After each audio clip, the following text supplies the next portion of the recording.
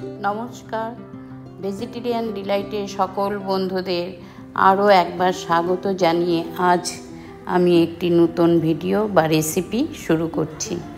তো আপনারা কেমন আছেন? সবাই নিশ্চয়ই ভালো আছেন, আমিও ভালো আছি। তো চলুন সঙ্গে থাকুন, ভিডিওটি শুরু করছি, দেখতে থাকুন। আজকে আমি তৈরি করব হচ্ছে দুধ ছাড়া পনির রেসিপি, লাউ দিয়ে।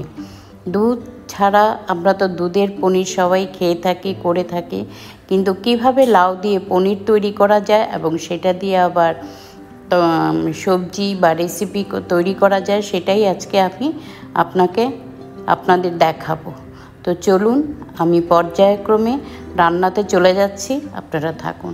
এখানে আমি একটা কচি গোটা লাউ নিয়েছি, এটাকে ধুয়ে পরিষ্কার করে কেটে টুকরো টুকরো করে নিয়ে তারপর আমি মিক্সার গ্রাইন্ডে এটাকে পেস্ট করে নিয়েছি। করে এটা একটা বাটিতে ঢেলে নিলাম। নিয়ে আমি 10 টাকার প্রায় 50 গ্রাম গুঁড়ো দুধ দিয়েছি, স্বাদ অনুসারে একটু নুন, সামান্য একটু চিনি এবং হাফ টিস্পুনের মতো দিয়েছি বেকিং পাউডার, আর 2 চামচ দিয়েছি দই, ঘরে ফেটানো টক দই দিয়েছি। আর এখানে রাইস ফ্লোর প্রায় দিয়েছি এখানে 60 থেকে 70 গ্রাম।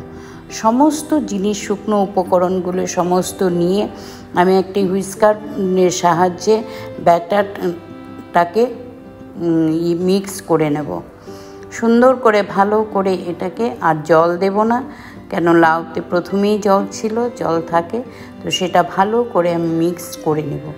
নিয়ে একটা কেক টিনে বা যে কোনো বাটি, ঘরে আপনারা যে কোনো বাটি থাকে সেটাতেও দিলে হবে, আমি সামান্য একটু অয়েল ব্রাশ করে নেব। নিয়ে এই কেক টিনের মধ্যে বেটারটাকে আমি ঢেলে দেব। আর ইতিমধ্যে আমি উনানে একটা কড়াই বসিয়ে রিং দিয়ে 2 গ্লাস পরিমাণে জল দিয়ে গরম হতে রেখে দিয়েছিলাম। এখন এই ব্যাটারটাকে কেক টিনে ঢেলে একবার টেপ করে নেব, নিয়ে বসিয়ে দেব। এটা প্রায় 25 থেকে 30 মিনিট পর্যন্ত ভাপে একটু করে নেব। 30 মিনিট পরে আমি ফিরে এসেছি। দেখুন এটা আমার খুব সুন্দর বেক হয়ে গেছে। আমি তুলে এটা এখন একটা ছুরির সাহায্যে এটাকে পিস পিস করে টুকরো করে নেব। এটা আপনারা আপনাদের পছন্দ অনুযায়ী যে যেরকম ভালোবাসেন সেরকম করে নিতে পারেন। আমি স্কোয়ার শেপে এটাকে কেটে নিচ্ছি। তারপর এগুলোকে তুলে বের করে নেব। নিয়ে আমি এটা দিয়ে একটা গ্রেভি পনির কারি তৈরি করব। এভাবে দেখুন পনিরগুলো কি সুন্দর হয়েছে।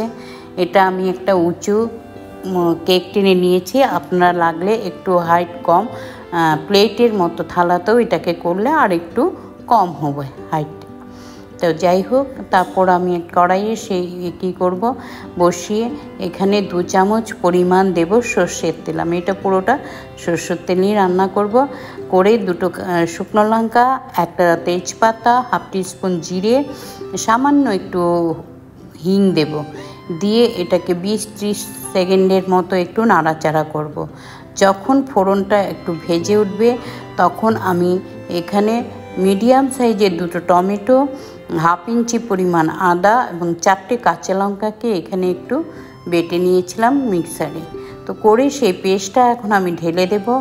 আর দেব হাফ টিস্পুন জিরের গুঁড়ো, হাফ টিস্পুন ধনের গুঁড়ো, হলুদ গুঁড়ো হাফ টিস্পুন, লাল লঙ্কার গুঁড়ো, ঝাল লঙ্কার গুঁড়ো দুটোই দেব, হাফ টিস্পুন। সমস্ত গুঁড়ো মশলা এখানে যোগ করে দেব। দিয়ে খুব ভালোভাবে এটাকে আমি একটু নাড়বো, কষাবো। যখন দেখব টমেটো আদার কাঁচা গন্ধটা চলে গেছে এবং সম্পূর্ণরূপে মশলাটা ফ্রাই হয়ে গেছে, তখন আমি এখানে কি করব, 1.5 গ্লাস পরিমাণ, মানে 1 গ্লাস পুরো আর হাফ গ্লাস দিয়ে দেব গরম জল। এখানে অবশ্যই গরম জল ব্যবহার করবেন, তাহলে তরকারিটা খুবই ভালো হবে। তো জলটা দিয়ে দেব। তারপর এখন এখানে ঝোলটাকে ফুটতে দিয়ে বেশ কিছুক্ষণ, তারপর আমি যে লাউয়ের পনির তৈরি করে রেখেছিলাম সেগুলো একটা একটা করে আমি কড়াইতে ছেড়ে দেব। তারপর আমি আঁচটা আরেকটু কমিয়ে ঢাকা দিয়ে 5 থেকে 7 মিনিট পর্যন্ত এটাকে আরও একটু ফুটতে দেব। হ্যাঁ, এভাবে ফুটতে দেব। তারপরে 7 মিনিট পর আমি ঢাকাটা তুলব। তুলে আমার যতটুকু প্রয়োজন ছিল ঝোলের বা গ্রেভির ততটুকু পুরো সবজি বা রেসিপি কারি সবটাই আমার তৈরি হয়ে গেছে। এখন সার্ভ করার জন্য এটা পুরো রেডি। এখানে সামান্য পরিমাণের একটু গরম মশলা, হাফ টিস্পুন আর 1 চামচ ঘি দিতে পারেন। আর চাইলে আপনারা ধনেপাতা বা দুটো কাঁচা লঙ্কা আমি এখানে চিড়ে দিয়েছিলাম। আর কসুরি মেথিও আপনারা দিতে পারেন, তা আমি কিছুই দেইনি, কেন লাউয়ের একটা সুন্দর ফ্লেভার এমনিতেও আছে। তো আমি শুধু একটু ঘি আর গরম মশলা অ্যাড করে এটাকে পরিবেশন করব। তো দেখুন, খুব সহজেই বাড়িতে তৈরি হয়ে গেল দুধ ছাড়া লাউয়ের পনির লাউ দিয়ে। এটা একটা ভেজ রেসিপি, খেতে অত্যন্ত সুস্বাদু হয়।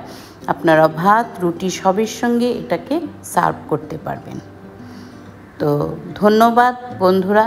যদি ভালো লেগে থাকে রেসিপিটি নিশ্চয়ই আপনারা শেয়ার করবেন, লাইক করবেন এবং নিজেরা ট্রাই করে কীরকম লাগলো কমেন্টের মাধ্যমে অবশ্যই আমাকে জানাবেন। তো আজ আসছি, আমি আবার আসব আপনাদের কাছে নতুন ভিডিও নিয়ে, নতুন সময়ে উপস্থিত হব। তো আপনারা সুস্থ থাকুন, ভালো থাকুন, আনন্দে থাকুন। ধন্যবাদ।